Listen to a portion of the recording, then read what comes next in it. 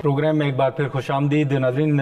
Break से पहले भी हम बजट के हवाले से जो बात कर रहे थे और जो नुकात सामने आ रहे हैं, हम अपोजिशन जमातों को देखें या फिर हुकूमत की अपनी इत्तेहादी जमातों को देखें, उनकी मुलाकातें भी हो रही हैं और तजावीज़ भी सामने आ रही हैं। लेकिन खुद हुकूमत के ऊपर किस हद तक बोझ है, क्या हुकूमत किस हद तक जो है वो रिलीफ दे सकेगी। सेनेटर अफरान अल्लाह खान साहब हमारे साथ मौजूद हैं, उनसे हम गुफ्तगू करेंगे। अफरान साहब, बहुत शुक्रिया सर वक्त निकालने का। इस वक्त दो इशूज़ जो हैं वो बड़े अहम चल रहे हैं। एक तो 28वीं आईनी तरमीम है, जिस पर पहले भी हम बात कर चुके हैं, लेकिन एक और अहम इशू है जो कि बजट के हवाले से। और आपने देखा कि MQM की वज़ीर-ए-आज़म साहब के साथ मुलाकातें हुई, इत्तेहादी जमातों ने कमेटियाँ तश्कील दी हैं। आप क्या देख रहे हैं सर, ईद के बाद क्या होने जा रहा है? आप समझते हैं कि हालात ऐसे हैं कि कोई रिलीफ दिया जा सकेगा? बिस्मिल्लाह रहमान रहीम। देखें, हालात तो ज़ाहिर है आपके सामने है कि बड़े चैलेंजिंग हालात से जो है वो खित्ता गुजर रहा है और हमारा मुल्क भी गुजर रहा है। जो ईरान US कॉन्फ्लिक्ट है वो भी आपके सामने है। उसकी वजह से जो स्ट्रेट ऑफ हॉर्मुज़ बंद हुआ है उससे हमारी जो सप्लाई लाइंस और अफेक्ट हुई हैं, और उसकी वजह से जो प्राइस ऊपर गई है पेट्रोलियम प्रोडक्ट्स की, वो भी आप लोगों के सामने है। लेकिन इन तमाम चीज़ों के बावजूद हुकूमत की पूरी कोशिश है कि वो जितना रिलीफ आवाम को फराहम कर सकते हैं वो करें। और उसके लिए जो है वो स्पेशल कमेटीज वगैरह बनाई गई हैं। इसहाक डार साहब को टास्क दिया गया है, वो बजट का पूरा रिव्यू कर रहे हैं। तो इंशाल्लाह इस बात की उम्मीद रखनी चाहिए कि आने वाले जो बजट है इसके अंदर आवाम के लिए रिलीफ होगा। चैलेंजिंग जरूर है एनवायरनमेंट, लेकिन आवाम के लिए रिलीफ जो कुछ आवाम के लिए दिया जा सकता है हुकूमत जरूर देगी। अच्छा, लेकिन सर ये जो आपने स्टेट्स का जिक्र किया, इसी के साथ साथ एक जो मौक़िफ़ है या एक पहलू इसका ये भी सामने आ रहा है कि जो टारगेट FBR को दिया गया था वो हासिल ना करने के बायस लेवी में इजाफा करना पड़ा। तो आप समझते हैं कि इसमें FBR का भी अमल दखल है कि पेट्रोल की कीमतों में इजाफा हुआ, या महंगाई इस वक्त जो आपके सामने है? नहीं, देखिए, पेट्रोल की कीमत का बड़ा सिंपल सा फार्मूला मैं आपको समझा देता हूँ आपको, ताकि समझ में आ जाए। देखिए, अगर $10 कीमत ऊपर जाती है पर बैरल क्रूड की, $2 अरब का इंपोर्ट बिल बढ़ता है पर एनम। अब वो $60 पर बैरल से 120 $150 पर बैरल पे चली गई है।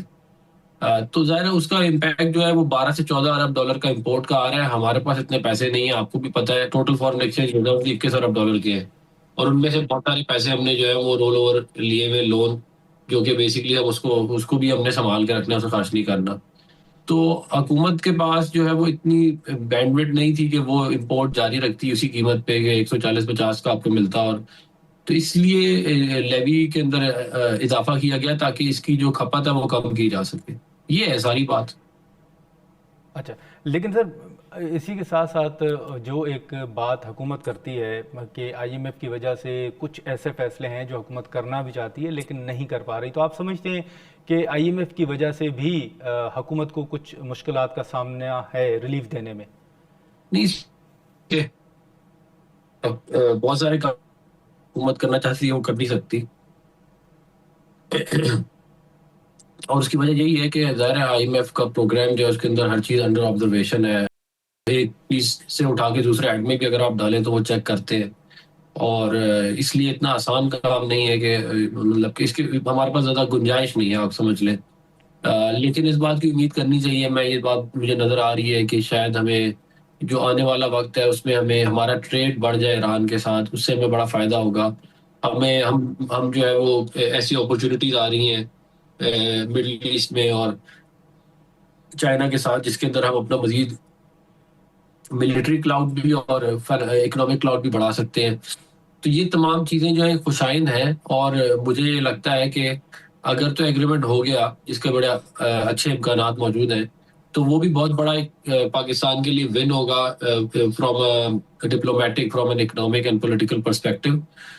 और अगर ना हुआ तब भी बहुत बड़ी अपॉर्चुनिटीज हमारे पास हैं, और हो सकता है कि आने वाले वक्तों में ये पेट्रोलियम की कीमतें भी काफ़ी नीचे आ जाए। तो मुझे लग रहा है कि आगे आने वाले वक्त में बेहतर टाइम आएगा। ठीक है, लेकिन अफरान साहब, आपको ये भी लगता है कि इस वक्त जो हालात हैं वो दिफाई बजट के हवाले से या ओवरऑल अगर हम बात करें जो हालात हैं उसमें सूबों के शेयर के हवाले से जो बात हो रही है, NFC के हवाले से जो बात हो रही है, तो ये जो तरमीम में उसका भी कोई हल निकाला जाएगा? आप देख रहे हैं कि सूबे रजामंद होंगे इस पर? देखिए सूबे जो है वो ज़ाहिर है एनएफसी के ऊपर बड़े सेंसिटिव है, और इसके ऊपर काफ़ी जो है वो बैक एंड फोर्थ ऑलरेडी हो चुका है। लेकिन मैं नासिर हुसैन शाह साहब के साथ एक अभी एक टॉक शो में था कुछ दिन पहले, तो उन्होंने कहा था कि अगर दिफा के लिए पैसे चाहिए हुए तो हम अपने उसमें से दे सकते हैं। इसका मतलब ये है कि they are open to the idea कि अगर हमें दिफा के लिए मजीद खर्च करने पड़े पैसे तो हम जो है वो दे सकते हैं। कहीं ना कहीं से गुंजाइश निकाली जा सकती है। हाँ ठीक है, लेकिन सर फिर खैबर पख्तूनख्वा भी है या बाकी सूबे भी हैं, तो उनसे भी आप समझते हैं कि वो भी फ्लेक्सिबिलिटी शो कर सकते हैं? लेकिन ये तो सारे बैठ के बात करके देखना पड़ेगा कि क्या सिचुएशन है।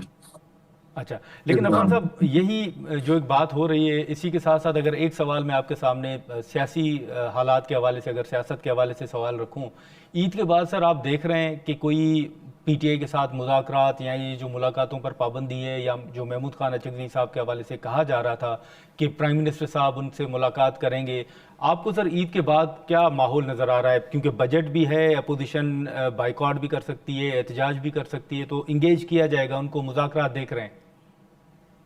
देखिए हमने तो उनको एंगेज करने की बहुत दफा माजी में भी कोशिश की है। जब अपोजिशन में थे तब भी कोशिश की, जब वजीर आजम बने शहबाज शरीफ साहब उन्होंने कोशिश की, फिर दोबारा वजीर आजम बने, फिर फ्लोर ऑफ द पार्लियामेंट पे इनको ऑफर की।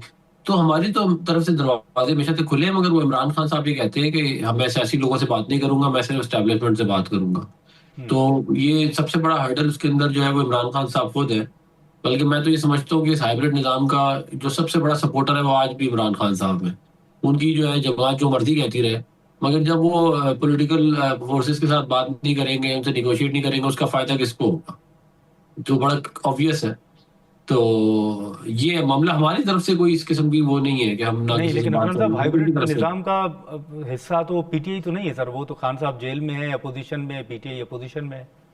नहीं, लेकिन ये शुरू इन्होंने किया था ना, आपको याद होगा, ये वजीर आजम बनने के बाद इन्होंने ऐलान किया, और उसके बाद चले वो खत्म हो गया, वो वजीर आजम नहीं रहे। लेकिन अगर वो आज भी ये बात करते हैं कि मैं जेल से बैठ के कि मैं सिर्फ एस्टेब्लिशमेंट से बात करूंगा और किसी से नहीं करूंगा, तो इससे जी। क्या इससे यही अखज़ किया जाएगा ना कि वो आज भी इसी निज़ाम के अंदर, इस निज़ाम के वो सपोर्टर है, और इसके अलावा मैं क्या इसका इसके अंदर से मैं बात निकालूं।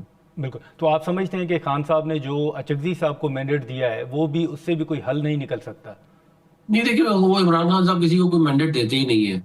वो बस देखे ना, इनकी पार्टी सारे दिन करती क्या है कि जी वो खान साहब की जो है वो कान में दर्द हो गया, आंख में दर्द हो गया, तो आपने उनसे पूछा नहीं, उनको खाना नहीं मिला, उनका ये फलानी चीज मसला हो गया, बुशरा बीबी का ये प्रॉब्लम है, मतलब उनके पर्सनल इश्यूज के ऊपर मामला चल रहे होते हैं, पब्लिक इश्यूज को ये हाईलाइट करते ही नहीं है।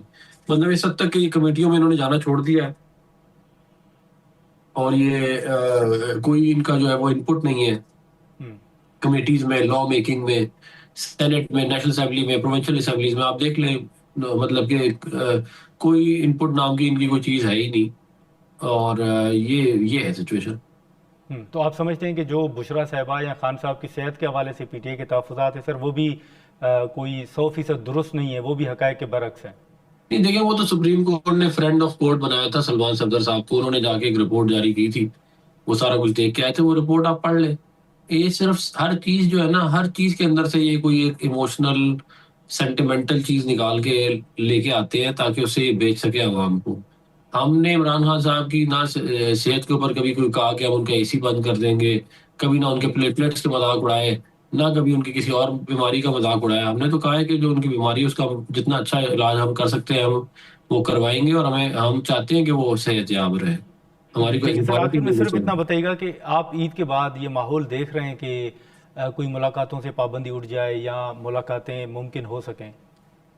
देखिए ये ज़ाहिर है, अगर उनका कंडक्ट ठीक हो गया और वो उन्होंने सियासत के अंदर जैसे इस्लामाबाद हाई कोर्ट का फैसला है उसमें पार्टिसिपेट नहीं किया, जेल मैनुअल को फॉलो किया, तो ये वापस दोबारा हो सकती है बहाल चीजें।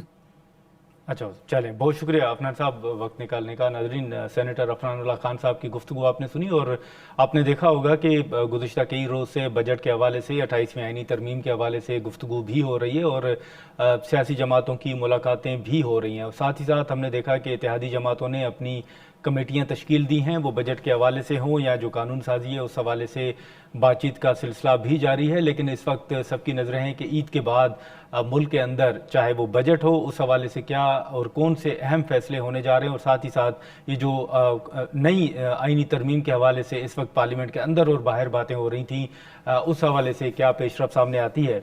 आज के प्रोग्राम में इतना ही, इजाज़त दीजिए, अल्लाह हाफ़िज़।